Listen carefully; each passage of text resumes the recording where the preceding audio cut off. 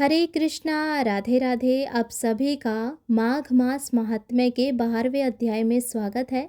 11 अध्यायों की कथा हमने सुन ली है। यदि आपने उन कथाओं को नहीं सुना है तो इस माघ मास के पवित्र समय में वो सारी कथाएं सुने और अपने आप को पुण्य का भागी बनाएं। अब सुनिए आज के दिन की कथा।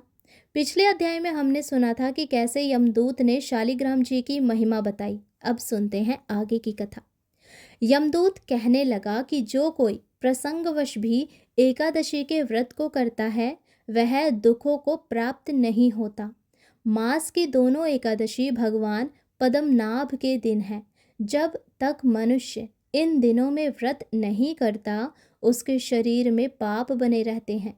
हजारों अश्वमेघ सैकड़ों वाजपेयी यज्ञ एकादशी व्रत की 16वीं कला के बराबर भी नहीं है। एकादशी के दिन व्रत करने से 11 इंद्रियों से किए गए सभी पाप नष्ट हो जाते हैं और गंगा, गया, काशी, पुष्कर, कुरुक्षेत्र, यमुना, चंद्रभागा कोई भी एकादशी के तुल्य नहीं है। इस दिन व्रत करके मनुष्य अनायास ही वैकुंठ लोक को प्राप्त करता है। एकादशी को व्रत और रात्रि जागरण करने से माता पिता और स्त्री के कुल की 10-10 पीढ़ियां उद्धार पाती है और वह पीतांबर धरी होकर भगवान के निकट रहते हैं। बाल, युवा और वृद्ध सब तथा पापी भी व्रत करने से नरक में नहीं जाते। यमदूत कहता है कि हे वैश्य, मैं सूक्ष्म में तुमसे नरक से बचने का धर्म कहता हूँ। मन, कर्म और वचन से प्राणी मात्र का द्रोह न करना, इंद्रियों को वश में रखना, दान देना, भगवान की सेवा करना और नियम पूर्वक वर्णाश्रम धर्म का पालन करना, इन कर्मों के करने से मनुष्य नरक से बचा रहता है।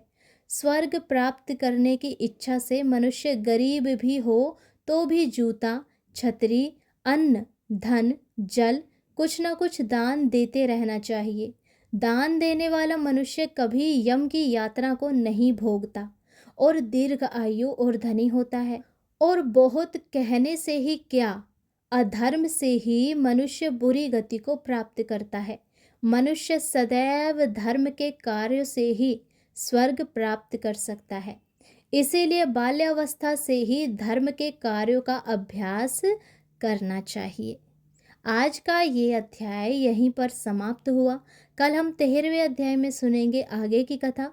तब तक के लिए इस वीडियो को ढेर सारा प्यार दे, हमें सपोर्ट करें, चैनल को सब्सक्राइब करें, वीडियो को लाइक करें और बेल आइकन दबाएं ताकि जब हम कथा डालें तो उसका नोटिफिकेशन आपको समय पर मिले और आप सारी कथाएं सुन पाएं। क्योंकि माघ मास का ये अति पवित्र और दुर्लभ समय चल रहा है और यदि इस महीने में कोई कथा कहानियाँ सुनता है तो उसका लाभ भी बहुत अधिक मिलता है। इसीलिए आप खूब पूजा करें, भजन करें और कथाएं सुनें, क्योंकि कथाओं में बड़ी शक्ति होती है और जब भगवान की कृपा बरसती है तो वो भी ऐसी बरसती है कि सारे संकट, सारी दरिद्रता और सारे रोग नष्ट हो जाते हैं। परिवार सुख शांति से, समृद्धि से फलता फूलता है और सब आगे तरक्की करते हैं।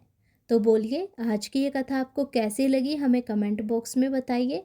राधे राधे, हरे कृष्णा।